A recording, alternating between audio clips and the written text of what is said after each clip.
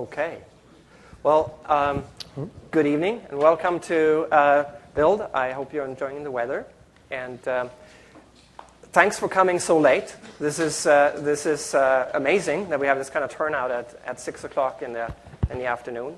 We're going to talk about Casablanca. It's a project that we've been working on for a little while. It's an incubation project, which means that it's not shipping under a product license just yet. With me here, I'm Nicholas Gustafsson, and with me here is Arthur Laxberg. And we will do, mostly, we're going to try to introduce Casablanca to you by looking at code. So we're going to go through a lot of code. I'll start out by going through some of the concepts and the basics, and then we'll drive most of it using some samples and some walkthroughs of what we're trying to accomplish. So first, though, I want to just set the context by looking at the Azure Developer Portal. If you go to azure.net or windowsazure.com and you click on the Developer tab, you'll see this page. And there's a whole bunch of languages missing there. No, there's a whole bunch of languages up there. There's one notable language missing. And Casablanca is kind of about putting C++ up there on that list. So that's what we're trying to accomplish with Casablanca. What we're doing to do that, and if we can switch back to the presentation here, what we're trying to do is we're trying to leverage C++, which has come a long way in the last, decade and a half, and it really is in so many ways a modern language with a new set of best practices, a new set of ways of doing things. And we need to update libraries, we need to update our methodologies to match what the language is today. We think that connecting applications to the cloud is important because the cloud really represents in so many ways a new architecture. It's fundamentally, you can assume nowadays that you have bandwidth available to you. It may cost, but you have it. You can fundamentally expect that your data that's stored in the cloud will be there and it will be reachable from anywhere pretty much on the globe. And that changes how applications can be written and how they can be put together and how they can communicate with each other and share information with each other. And we don't think that C++ developers, for some reason, are exempt from that or shouldn't be part of that new architecture. And so we want to put a toolbox together to make developing those types of connected applications straightforward. And we're starting with some of the fundamentals. I want to touch basically first on what's in Casablanca. We have a couple of communication libraries. That's kind of the fundamentals. Like you should be able to do HTTP, you should be able to do TCP, WebSockets, and to perhaps a lesser extent UDP. Those are all important communication protocols and transports. You need to deal with serialization. A lot of serialization has happened through XML, but JSON is an incredibly important format nowadays. We also want you to have access to higher level libraries to support Azure Storage, Azure Service Bus, and to host your services in the cloud, in Azure, easily, without having to go through other languages to sort of act as a shim around your C++ code. We also want to take the outcome or the output of what we're producing for Azure and make it available for on-premise hosting of services. There's a lot of uses of things in the cloud, but the same methodologies and the same design principles are also very valid for developing code for use on your own network. So we're going to support on-premise hosting with Visual Studio integration. And the Visual Studio integration also, of course, applies to Azure. When we put Casablanca together, we had a couple of design principles in mind. One was that this needs to be modern, right? The C++11 power needs to be exploited.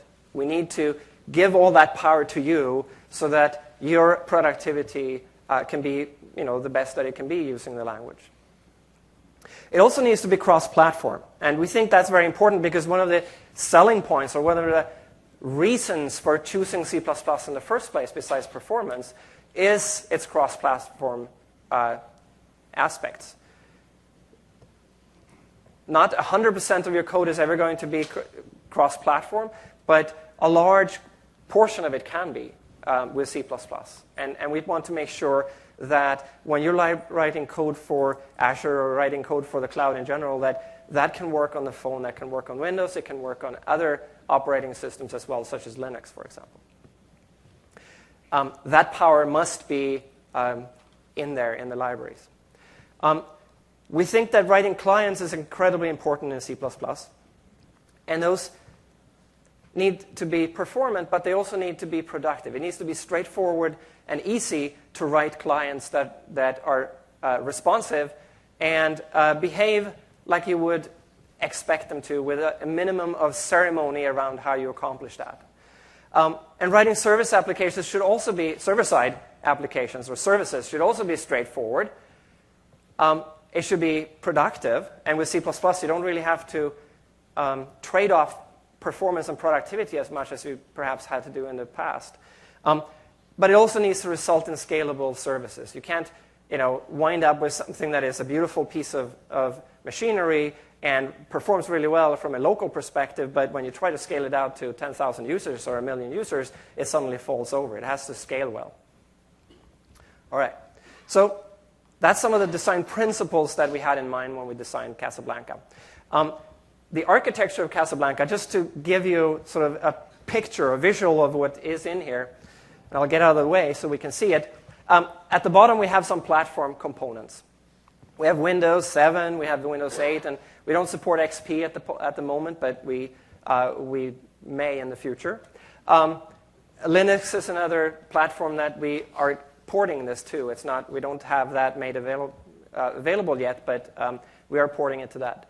And then there are some APIs that we rely on, like WinHTTP, for example, for the HTTP communication underneath our surface area. PPL is a something we're shipping in Visual Studio 2012 that gives us the composition model for all these asynchronous long latency operations.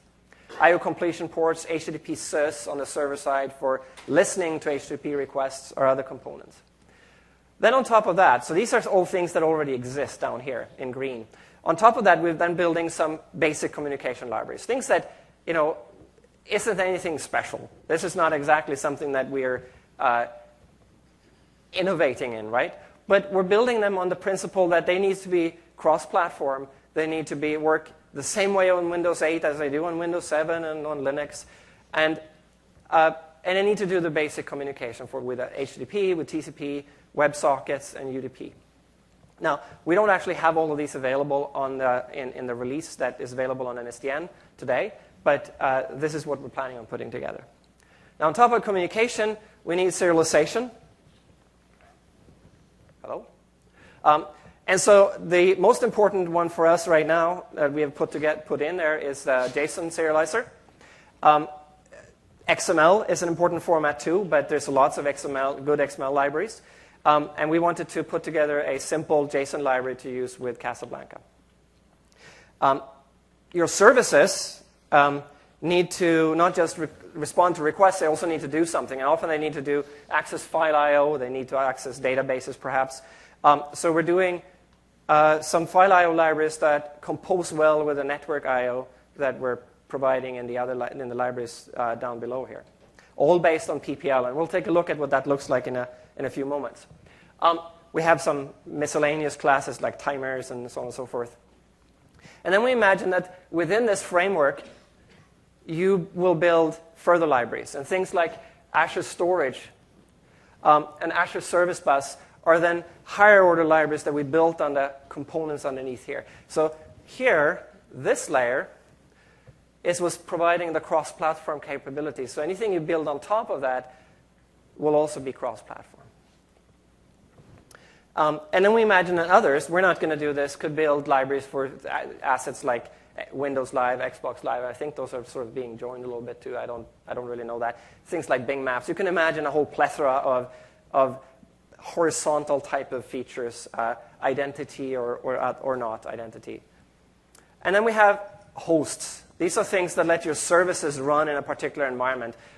We have a host for executing under IIS, and we have a host for just sitting on, straight on the server operating system. And you can imagine that we have a Linux host, for example, too, etc. Right? All right. So before we delve into the first example, I just want to briefly touch on PPL.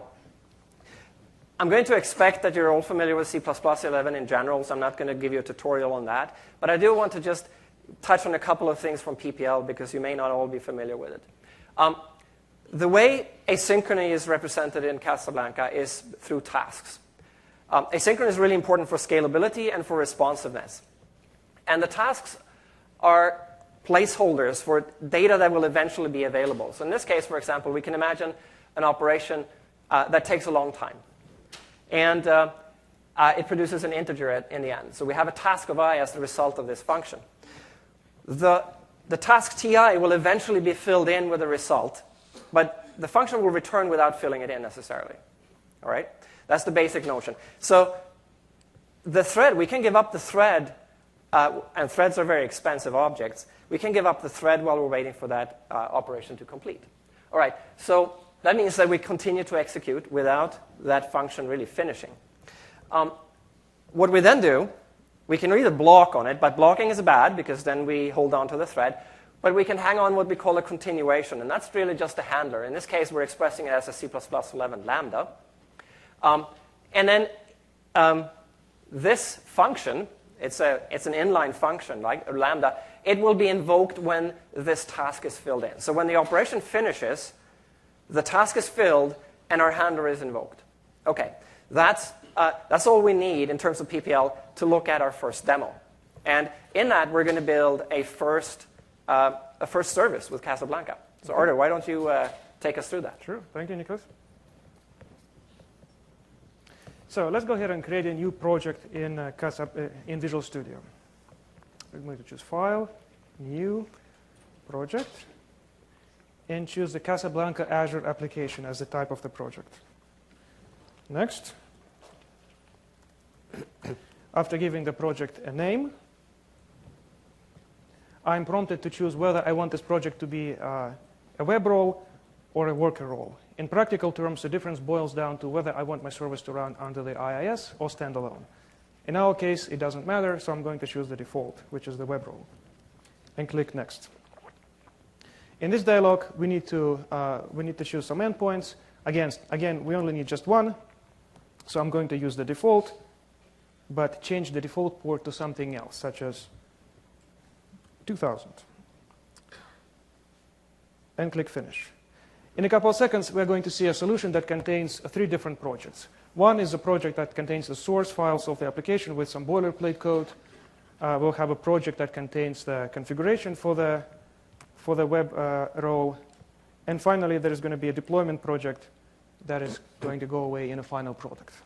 This is our main project. This is the web role, the configuration project, and finally the deployment project. So I'm going to increase the font slightly.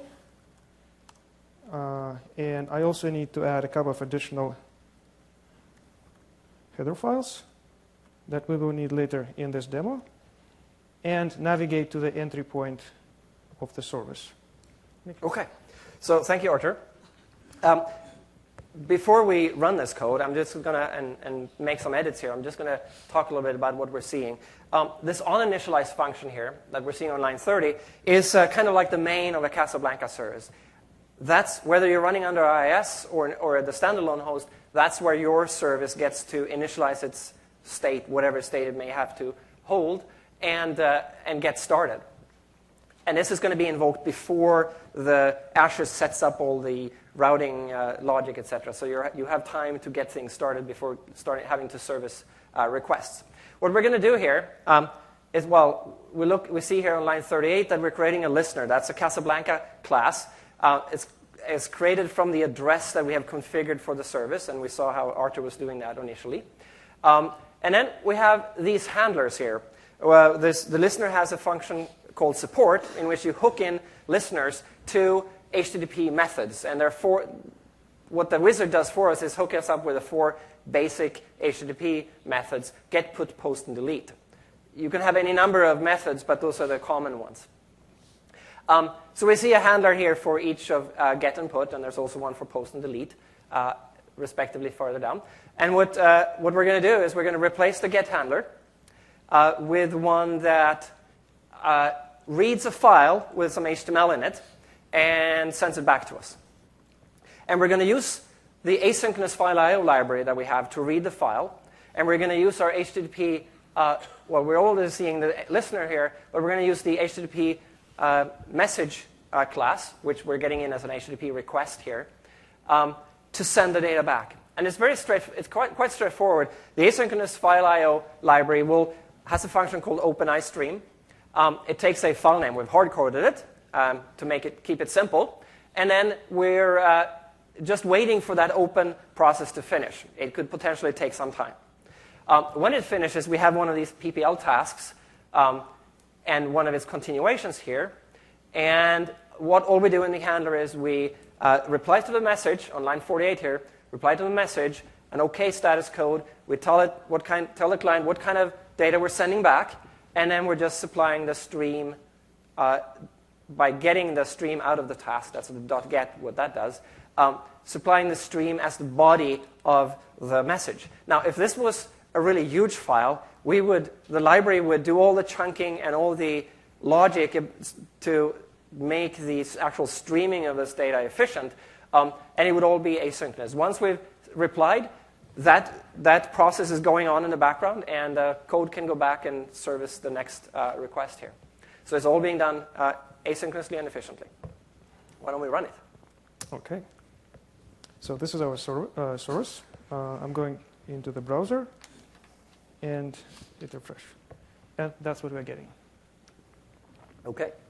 What we're going to do next here is we're going to change this just a little bit. We're going to do a little calculator. It's going to be able to do subtraction and addition. And we're going to start by changing the get handler to pull up a different HTML file, this case called form.html. It will have two entry fields on it, a submit button, and a radio button for either add or subtract. And when we submit our request, we're going to come back into this post handler. And let's see what that looks like. OK. Let's go ahead and start it again. Go back to the browser and refresh the window. So in this window, I'm going to add a couple of numbers, choose the addition, and hit submit. And that's the result that we're getting. Very good. The power of C++. Power of C++, right in your hands there. So I want to take a look at what the post code looks like, because it's a little bit different than the get. So get, we don't send data to the service. We get data from the service. In post, it's the opposite. Well, we could do both, right? And in fact, we will be sending data and getting data. But the message coming in here on line 53 has a vector of bytes in it. So we extract that vector, and extracting a vector from a HTTP message could take some time. So it's another PPL task that we get back from it. So we hook on a handler. And what the handler does is it immediately turns around and turns the vector, the byte vector, into a string on line 58. And then we rely on this class that's in Casablanca called the URI tokenizer. What the browser will do is we'll take those three fields, the two numbers and the operation, it will put them together, and it will format it to look like a query, an URI query, the thing that comes after the question mark, right? So the URI tokenizer is a class that we have designed to pull apart the pieces of a URI. And so we can rely on that to actually pull out the pieces of the query. So we just give it the query, which is the body of the message. And then we pull out number 1, number 2, and operation. Those are 3 arguments to the query. We figure out which operation we're interested in, and then we perform the operation, and then we format some HTML to send back. And again, we're relying on standard string streams, and we just put the result into the reply like that. Lots of overloads on replies to make life easy for us. OK, I think that's enough for that demo. And let's switch to talk a little bit about some other Casablanca basics. Casablanca is about REST programming. The alternative to REST is SOAP, which is a lot more complex and requires a lot more tooling. And we may support that in the future too, but right now our focus is on REST services. REST is ubiquitous. It's by far the most commonly used design for web services today. It is supported in all language environments that I can think of, maybe not COBOL, but it is certainly available everywhere. And we want to up it a little bit. We want to provide that with a modern C++ rather than a C or a 20-year-old style libraries. A very important aspect, I mentioned it earlier, of Casablanca and of REST program is JSON. It is short for JavaScript Object Notation. It is the subset of JavaScript that is its object literal notation. And it has become sort of a lingua franca for REST services. It is extremely simple. There are only numbers, strings, booleans, objects, which are essentially records, and arrays. And there's also null values. But there's extremely simple. There's not all this XML tags and end tags. All that complicated stuff is not present at all. It has some limitations, but it is definitely very, very simple. And we support it directly in Casablanca. So we needed to see a little bit about REST and JSON to look at our next demo, which is going to be a blackjack game. Artur, why don't you just show us a little bit of that? So in this demo, we're going to play the game of blackjack. This game contains 2 parts. The client of this game is implemented as a Windows Store application, and the backend of this game is a Casablanca service deployed somewhere in an Azure data center. All we know about it is its address. The idea behind this game is very simple. Imagine that I'm a gambler, and I walk into a casino and decide to join a table.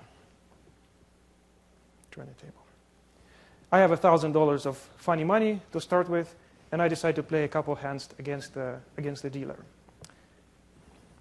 So by clicking the deal button, I'm going to be given a couple of cards.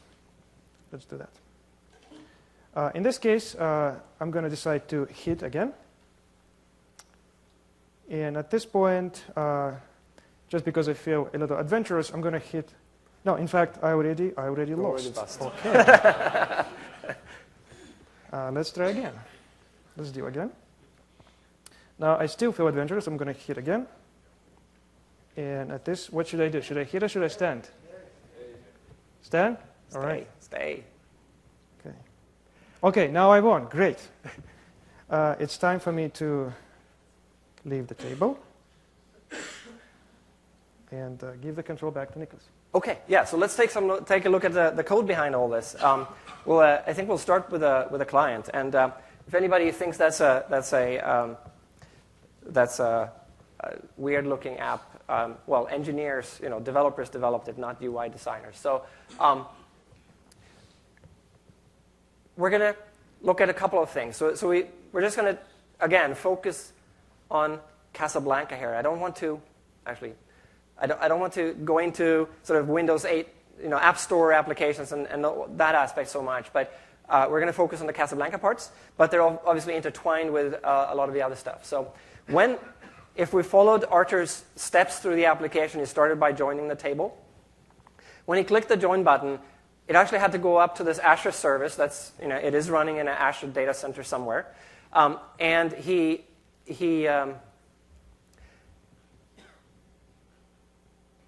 sent it. Well, there was a request going over there. The player was added to the table, and the service sent back a request to, you can go ahead and place your bet right now.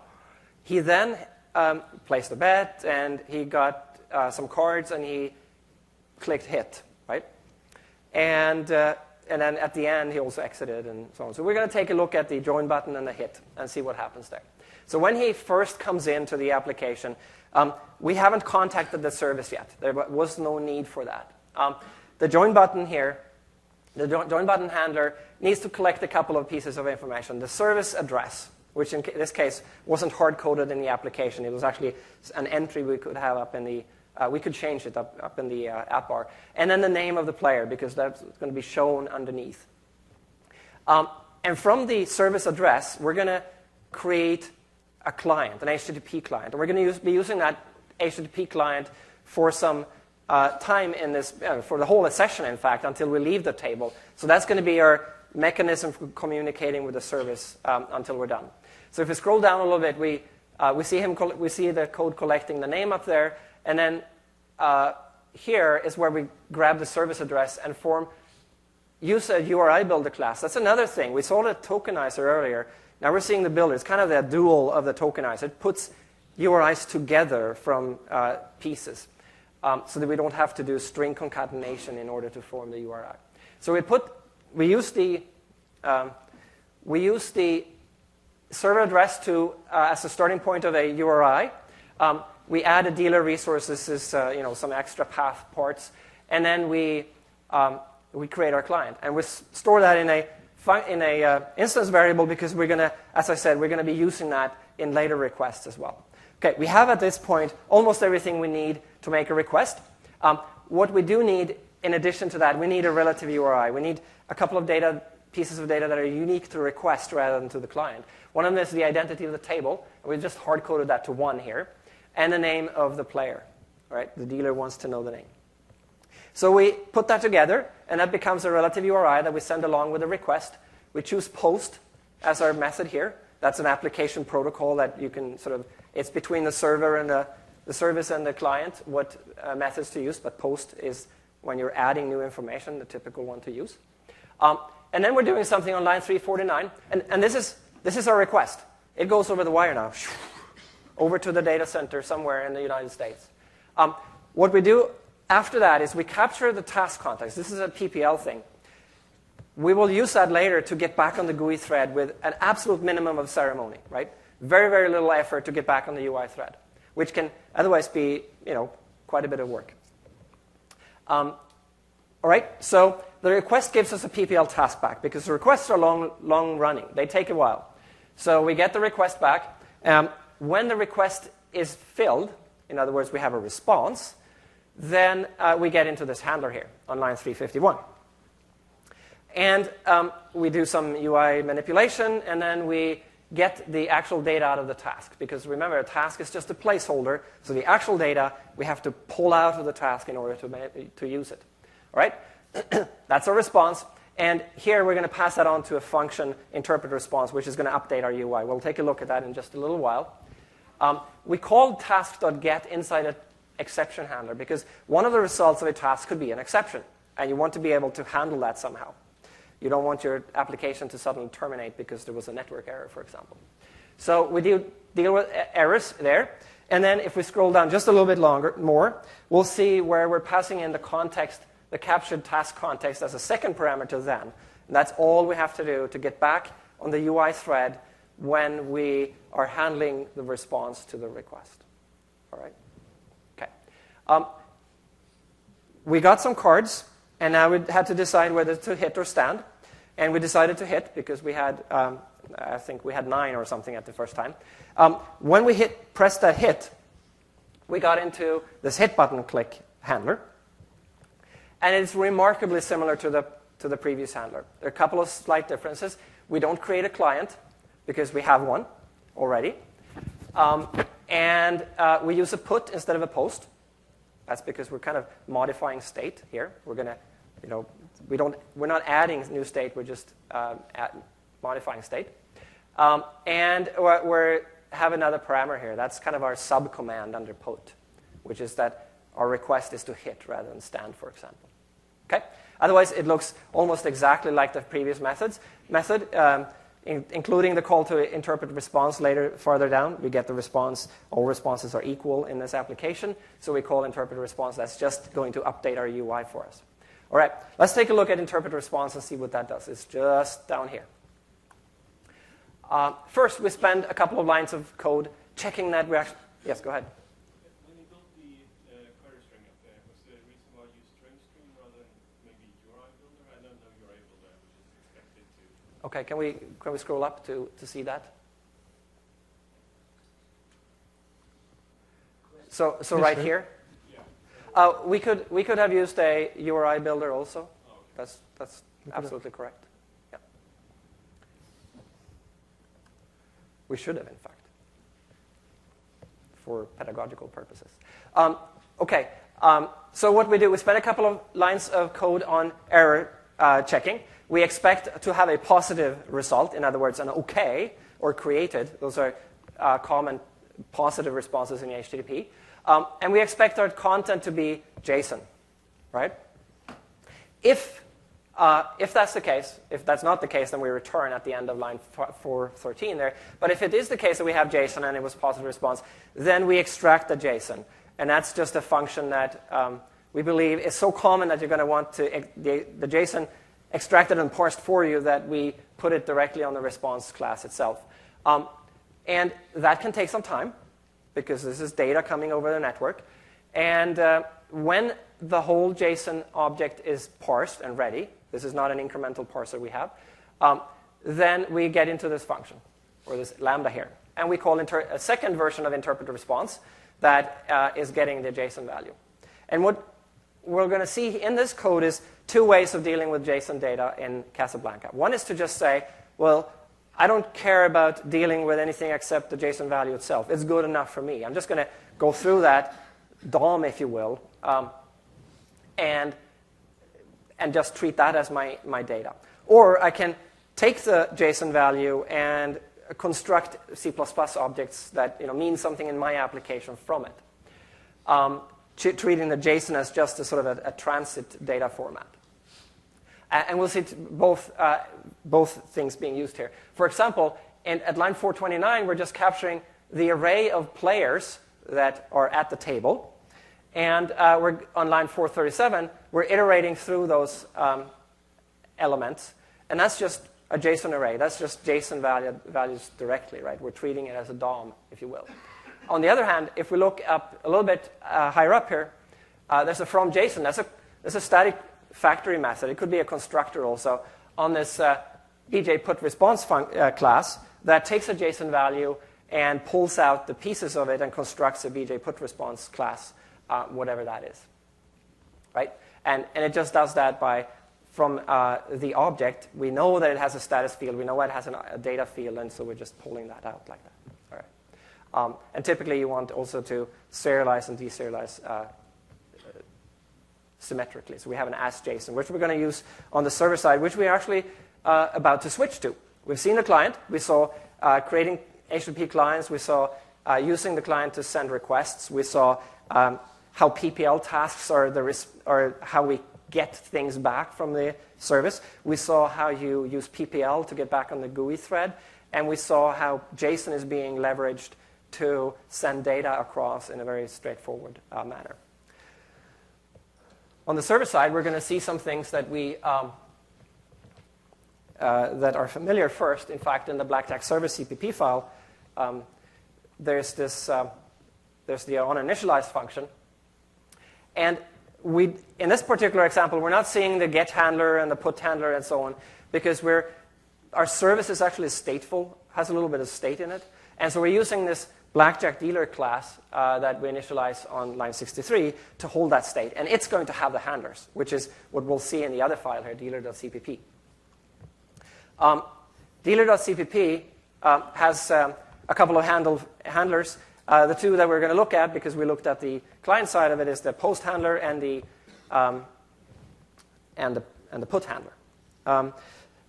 The post handler actually handles two types of requests. One is to add a table, and we didn't see that in the application. And the other one is to join a table.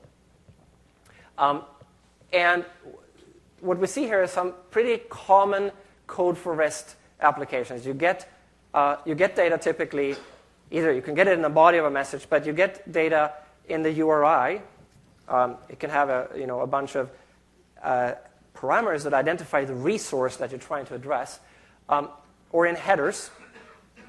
In this case, we're getting it in the URI, and we're pulling it apart with this URI tokenizer that we've already seen. And then if we go down a little bit, because this first piece of code is about adding tables, so we don't care about that. If we scroll just a little bit more, we'll see how we're we pulled out the table identity with a tokenizer. We look for the table. If it exists, then we're good. Otherwise, we have to send a negative response back. And if we go down a little bit more here, we simply use the table to make sure that it has enough capacity, because if it's full, then you have to tell the poor player that he has to go find another table. And then when everything is okay, we put together response, and here we see the s-JSON that I talked, which is the dual of the from JSON, of course, that we take this BJ put response object and put together an add JSON value from it, and then we send that across as the body of our reply. Okay, a little bit farther down here, we'll find the put method, the put handler, which is very similar to the post handler. We use the tokenizer for starters. We use the tokenizer to pull apart the pieces of the relative URI. Some interesting data in there, the table ID, and the request. We saw that request equals hit. Right? We're going to use that for dispatching later.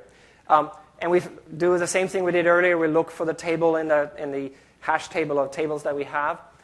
If we go, or the map rather. If we go down a little bit, we'll see how we're then using the request string to dispatch right here. It's a very simple mechanism. You could probably come up with something more efficient if you wanted to, but it's good enough for our purposes. There's a couple of requests you can bet, you can hit, you can ensure, you can double, etc., etc. Those are the typical things that you do as a blackjack player. Okay, so that's the client side and the server side. Again, we saw repeated on the server side, the listener. We created that in the uninitialized method. We used the URI tokenizer, and we dispatched on after having pulled apart the data inside that URI.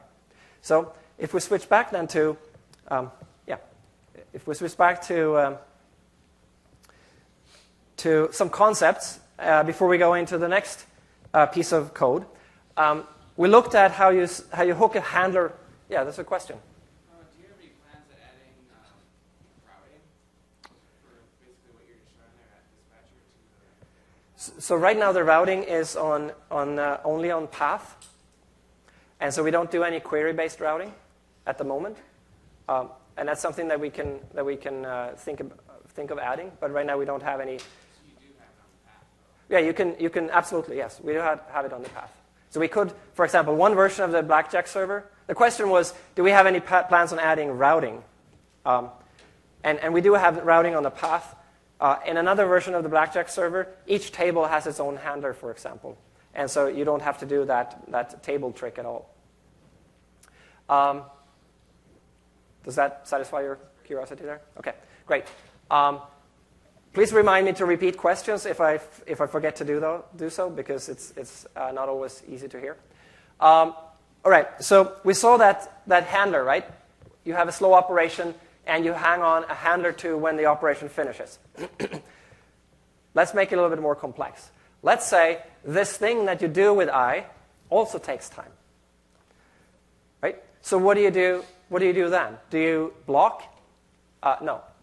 You return another slow operation, and if it returns a task, then this then will return a task. It will, in fact, return a proxy for that task.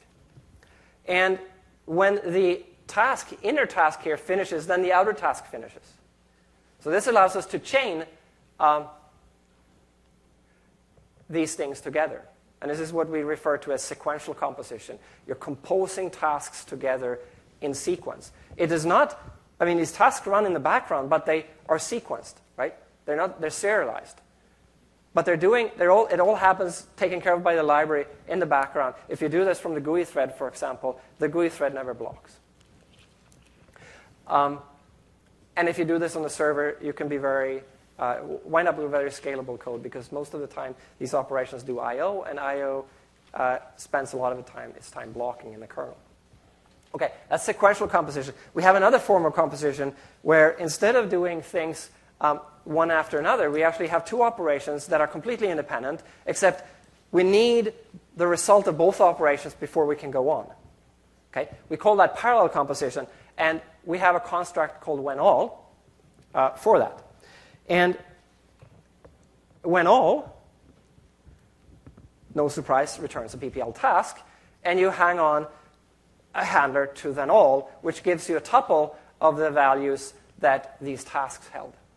Okay, so now you have taken two operations and combined them. You can combine 3 and 4 and so on and so forth. You can have vectors of operations, or of tasks rather, and combine those into one operation. Okay, So with that, we'll switch to our next application, which is an image processing app, and Artur will take us through that as well. Okay, thank you, Nicholas. And in this demo, we are going to take a few pictures that I took earlier today at this conference and stitch them together into a panoramic image. So those are the images that I'm going to take. I'm going to open them.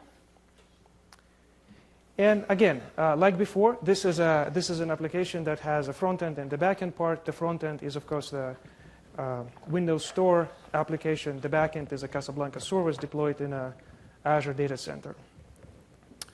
So I'm going to select those images.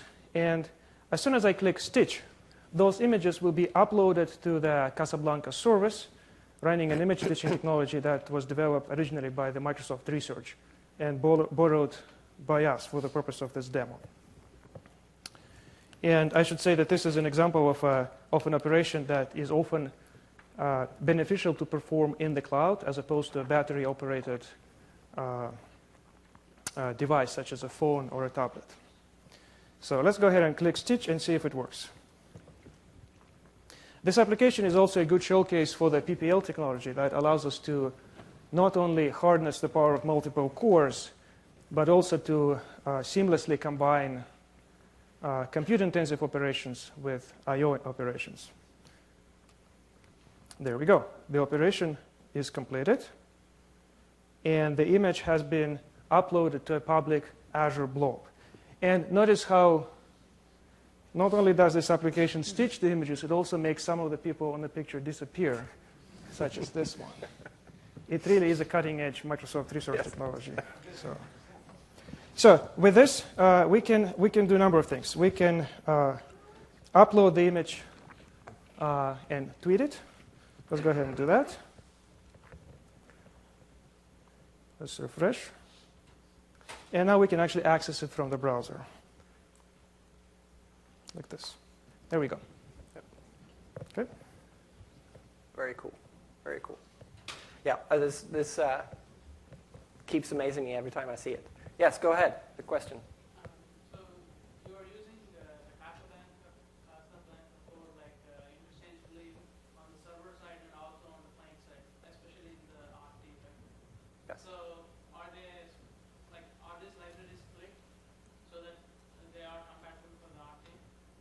Yeah, so the question was, we're using it on both the client and on the server side, and are the libraries split so that they're compatible with RT?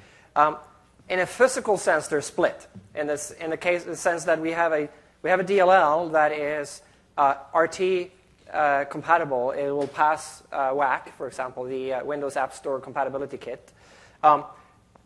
We also have a server and Windows 7 and Windows 8 desktop DLL that wouldn't, but is built on WinHTTP instead, for example.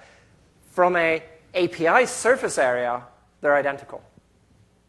Okay, so two implementations, but one single API surface. Another question. Can Casablanca WinRT version or desktop version work, for example, with SkyDrive REST API? We don't have, well, it can work with any REST API. So the question was, will it work with SkyDrive REST API? It can work with any REST API. We don't have any libraries built that raise the abstraction level for SkyDrive. We could build such, and we have thought about, either us or somebody else in Microsoft should build those. But Casablanca itself is just a REST library. Because right now, when you look for the SkyDrive API, you have there is C#, there is Java library, and you can use REST API for that. Yeah. So we have thought about building that, but we're not sure that we're the right team to build that or not. It's one of these things that can be built with Casablanca. Okay. All right, so let's take a look at the code behind this. We're going to, again, look at the client-side and the server-side code. And I'm going to, I want to leave enough time at the end for questions, so I'm going to be a little bit, I'm going to sort of rush through some parts of this. Again, I want to focus on the Casablanca parts, not on the WinRT parts or the logic of the stitching, et cetera, et cetera. Okay, let's look at the client first, because that's where we started. So Artur he selected a bunch of pictures. He hit stitch, and then he hit like upload to Twitter, right? Those were kind of the 3 actions that he did. Selecting pictures had nothing to do with the service and nothing to do with Casablanca. Once he hits stitch, that's the first time we need to contact the service. And this service is running also in an Azure data center somewhere. And we get into this stitch photo button click handler. And we're going to do a couple of things. We're going to upload images one by one. And we're going to do it, in fact, in parallel. And then we're going to wait for all of them to finish. And when they have all been uploaded, then we're going to send a request to the service to stitch them together. And when the stitching has happened, we will get a message back that gives us the URI of the finished image. Okay, what does that look like? Well, we have an iterator here that goes over on line 50. We go over the images that were selected. And we create a task, upload image async here on line 157. We'll create a task that tells us when the upload is over. Right? It's essentially masking an HTTP request response. We put those tasks into a vector, and then we just go on. So all these uploads happen in parallel. Boom, as much as bandwidth will allow you to do. We then call when all with the begin and end of the vector. So that gives us a task that will be finished or will complete when all of those uploads have finished. Okay, that's the power of when all. This is parallel composition. Now, when that is done, we'll then call the send request async function. This is the one that actually might be called something else like stitch, but it will send the stitch request up. Let's take a look at upload and send request. Upload, what we do in upload is we create a task, and this is to get us off the UI thread. We don't want to block that, so we actually do all this work on a background thread. It's very straightforward to do. And once we get into the task, once we start the task, we build a request. And this is going to be a little bit more complex than the request we saw in the blackjack game, because we're going to use headers. So we actually create a request object, use a put method for the upload, and then we add a few headers. We set the body to the image. So the image is now the body of the message. That's all we have to do for that. And then we send a request. Boom, done.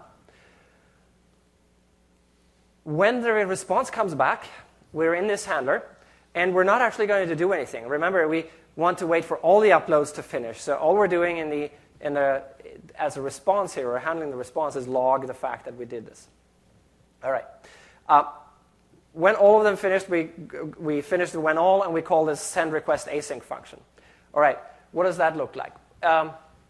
It, again, does some WinRT stuff. It creates here's the WinRT stuff. It creates a request, adds some headers. It actually has a path that it needs to add. This is the identity. It's passed as the path here. So we use the URI builder like we saw earlier. And then we build a client from the URI request, from the URI, and send a request. The handler starts here. And here we're actually going to interact with Azure Storage. We sort of haven't talked much about Azure Storage, but there are 3 kinds. There's blob storage, queue storage, and table storage. In this case, we're actually relying only on blob storage for our example, and we're going to be storing that final image in a blob. And so what we're doing here is we're creating a blob client that represents sort of the overall account, the namespace, if you will, of the blob storage, and then a folder or a container called public share. These are local objects. They're just sort of describing if you will, the upper part of the path. And then we, in another task, again in the background here, we extract a string. Remember, the string is going to contain the name of the file in blob storage. We extract the string. We get the file name. We put together a URL of the whole image file, and we create a blob. There are 2 kinds of blobs, and I'm not going to go into detail what they are. But anyway, this is a local object, and we use that to actually get the data of the blob, which is the image, the stitched together image. When that data is available, and this is something that could take a few milliseconds because it's a big file and we're in a data center somewhere in the world. We get into this handler with a cloud blob contents. It's essentially the data, but it also has some metadata in it, and it allows you to actually iterate over the parts of the blob, if you will. We rely on WinRT here, and this is the only thing I'm really going to touch on WinRT. You will notice that we're storing this in a WinRT buffer. We're going to need that in order to display it in the UI. But we call flush async. That's like right through to media, in this case a memory buffer. But we're returning that, and that turns into a PPL task. So one of the things we did in 2010, and we did for WinRT, was specifically to mask or sort of shim, if you will, iasync operation and other interfaces like that with PPL tasks, which allows you to compose them sequentially and in parallel with tasks that are not WinRT tasks and other WinRT tasks, in a very straightforward manner, similar to what you can do in .NET. And then once the flush is done, then we're really done. And all we need to do is set the UI to display the image that we have already downloaded from the blob storage. Okay, let's take a look at, and then we just wait for exceptions down here. That's a minor detail. If we take a look at the server side, here we don't have any state in the service, so we're going to just go with a simple way of putting the handlers in line in the onInitialize function. And we have two handlers here. We have put and we have get. Right? Put was the upload. We're going to invoke that once for each file. And then we have get, which is the stitch the thing together and tell me where you put the results. Okay, so what do we do in put? Well, we pull out headers from the message. We're not using a URI tokenizer here because the data comes in headers instead. And once we have the data, we call this function called upload user image. That's the thing that takes the body of the message, which is an image, and stores it on a local disk file somewhere. So we're not relying on blob storage for the components of the image. And then we just have some error handling down here.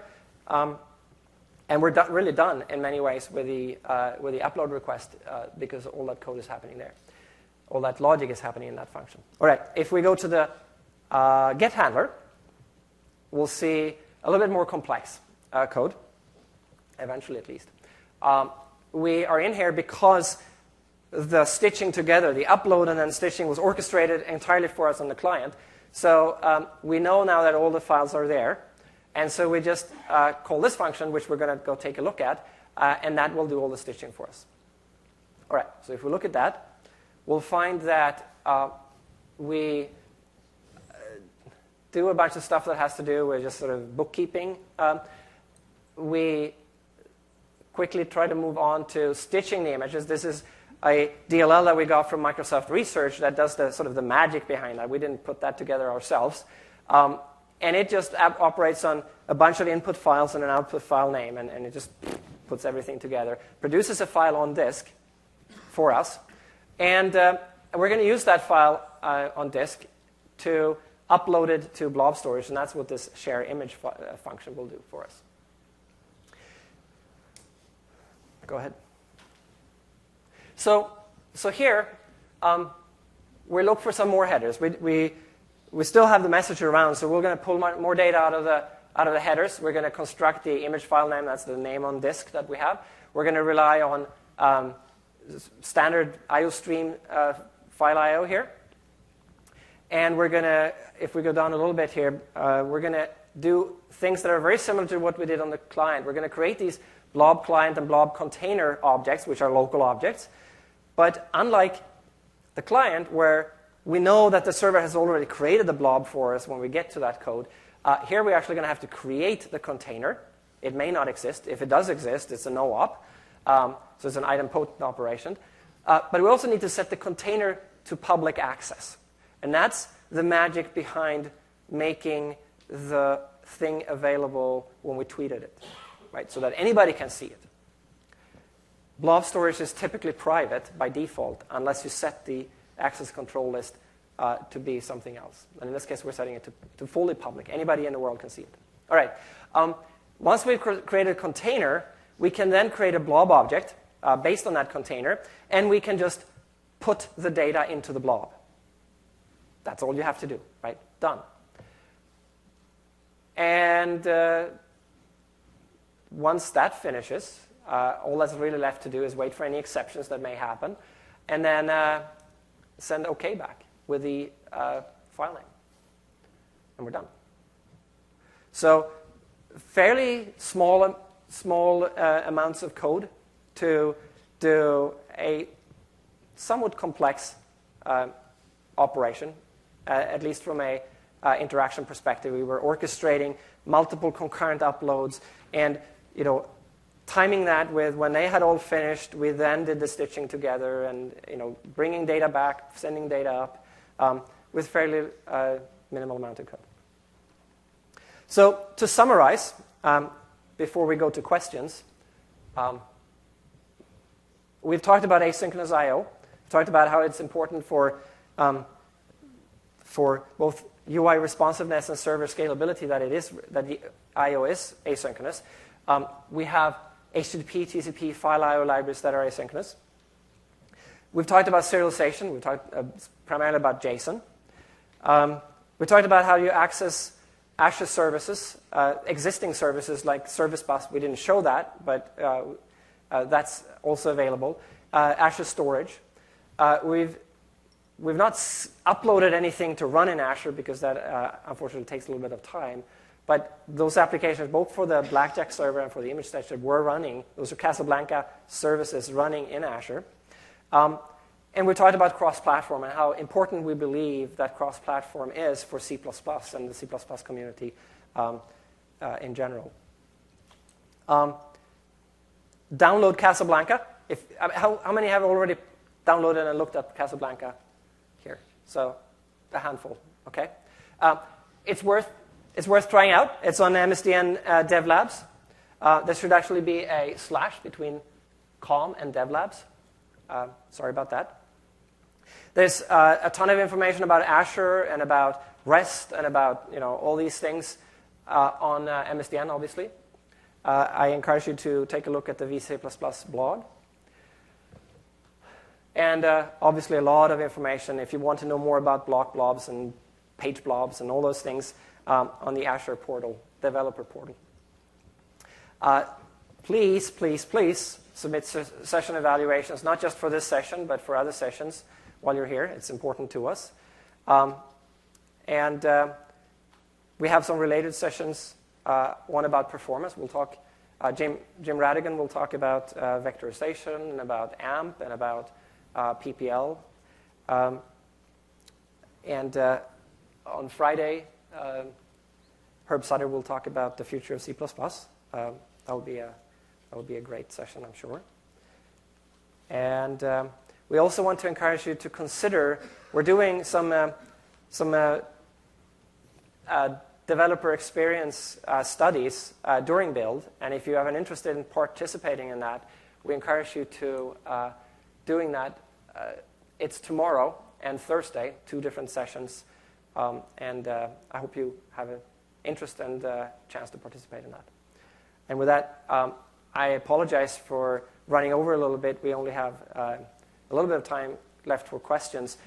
Arthur and I will stay here as long as you guys want to ask questions, but it is 6:43, and if you have other things to do at this late hour, then please do so.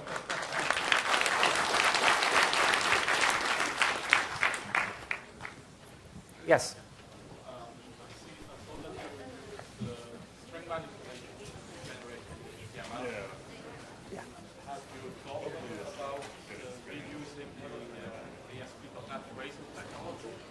Yeah, so the question was about how do we generate dynamic HTML in C++.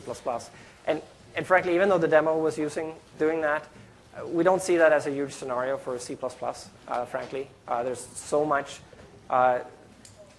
utility in the existing, in PHP and in ASP.NET and so on and so forth, that we think that the sweet spot for C++ is going to be heavy computationally intensive services or extremely performance-sensitive services, and we don't really see dynamic HTML generation as a big scenario for us. So we're not going to probably invest a lot in that in this project, at least. Yes. A couple of questions. You know, when Microsoft talks about cross-platform, Linux is usually like the missing sentence. So I'm interested in having you talk a little bit about why it isn't. What your thinking is about what the landscape is like. Yes. I just, I don't want to suggest anything. I have my own ideas. Okay. Well, so the question was about Linux, and why are we even bothering mentioning Linux? Well, I mean, I've seen the charts too. yeah. You know. We do believe that cross-platform for C++ is a core strength of the language, right? So first of all, we need to make sure that what we're building can be cross-platform. This is going to be released as open source software, and we want to make sure that others, even if we don't take it to all the various platforms, somebody can, and that we have not designed it in a way that prevents that from happening. Okay, so that's one reason. The other one is that you can rent a Linux instance in Azure, right? So Linux is a Azure, it's a cloud platform for us, and we want to support that.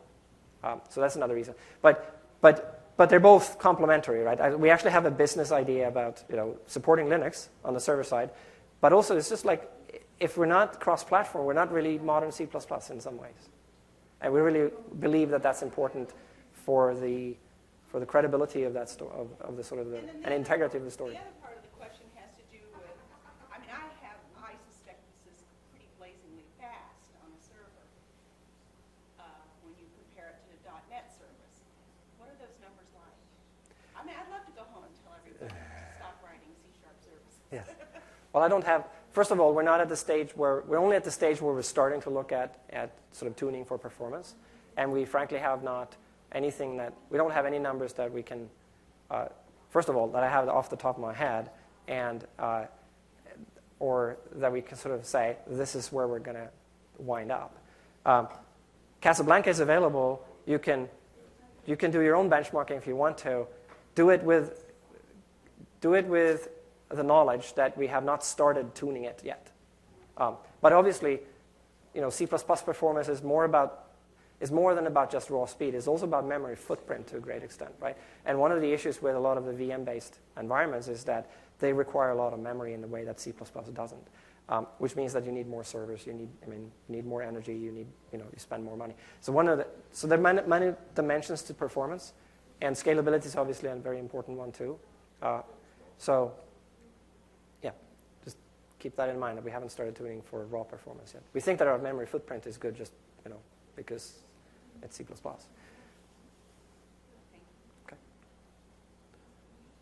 mentioned early on in the talk that currently the support is only on the Windows side is only for Windows 7 to Windows 8, but you were considering adding support for XP.